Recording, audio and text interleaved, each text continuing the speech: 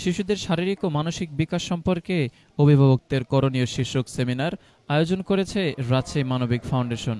সোমবার সকাল 11টায় রাজশাহী মেডিকেল কলেজের আমির উদ্দিন গ্যালারিতে আয়োজিত সেমিনারে সভাপতিত্ব করেন রাজশাহী মানবিক ফাউন্ডেশনের সম্মানিত চেয়ারম্যান অধ্যাপক ডাক্তার হাসানুজ্জামান হাসু।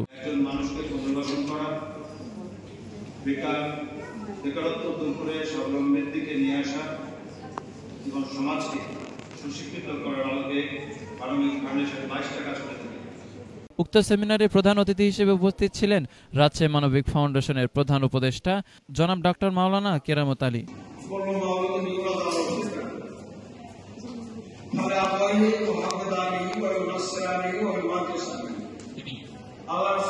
প্রত্যেকটা সন্তান জন্মগ্রহণ করে দিনের উপরে, কিন্তু তার পিতামাতার কারণে তার ইহুদি হয়ে যায়, খ্রিস্টান হয়ে যায়, অগ্নিপূজক হয়ে যায়।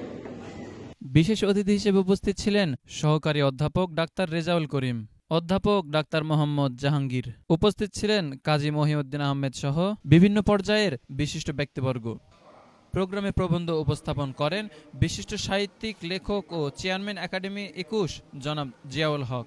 উক্ত প্রোগ্রামটি সঞ্চালনায় ছিলেন সালাউদ্দিন আহমেদ। আব্দুল আল নোমান, প্রিয়জন টিভি, রাজশাহী।